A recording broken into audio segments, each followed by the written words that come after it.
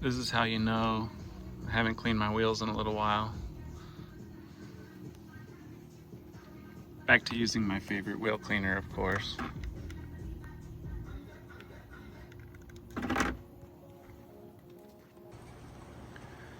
Well, we had some nice weather, minus the wind blowing the oak pollen all over it while I cleaned it up.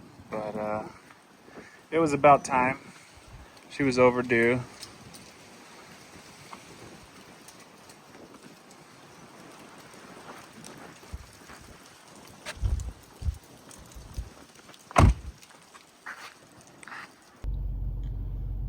Alright, after much effort, I was able to get the plastic trim back up there. You can see a little wire hiding right there, but it's all up there, back together, and functioning, so good enough. It's not the perfect install, but it's better than driving around Austin with no dash cam. Finally sending Zephyr off to Ryan's. He's gonna put the new fog lights in. So those will replace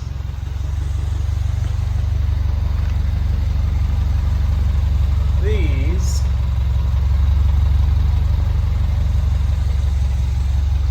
I went with white. I'll keep amber on the truck and keep white on the car. So here we are back in my garage where we get to put fog lights on that server. Nothing fun. So I got in the garage, pulled the other cars out.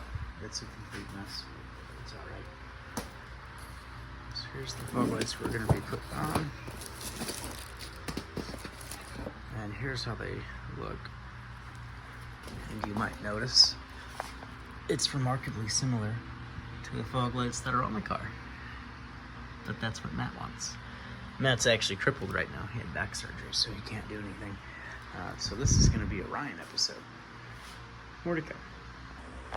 Okay, so I moved some clips and some bolts along the front, along the bottom, and there's a couple inside of each wheel arch.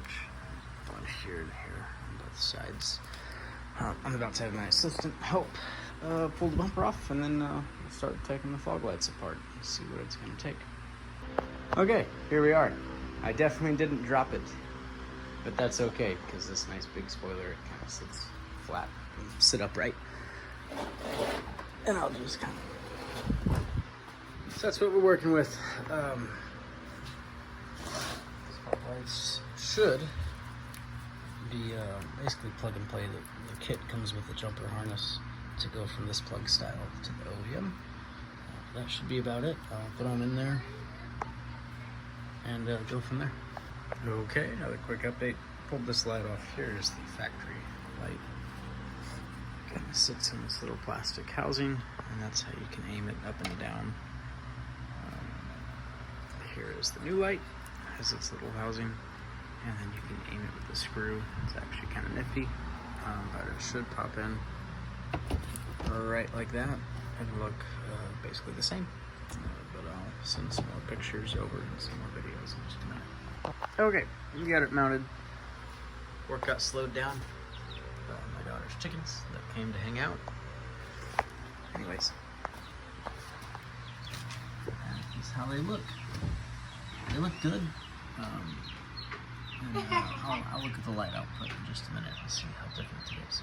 Okay, so I got, that's the new one over there.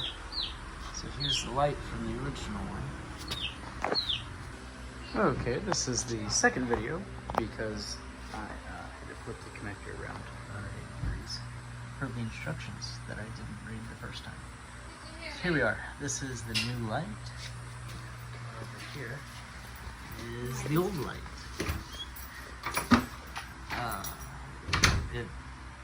It looks, well, the lens looks cleaner at least,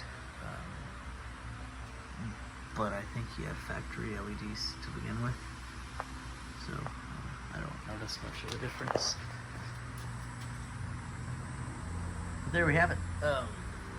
I was told not to install the backlight feature for now, but it took about 10 minutes to pull the bumper off, so if he wants it, we can always go back and add it later.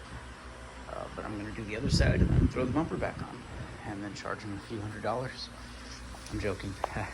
No, I'm not. Okay, I might be.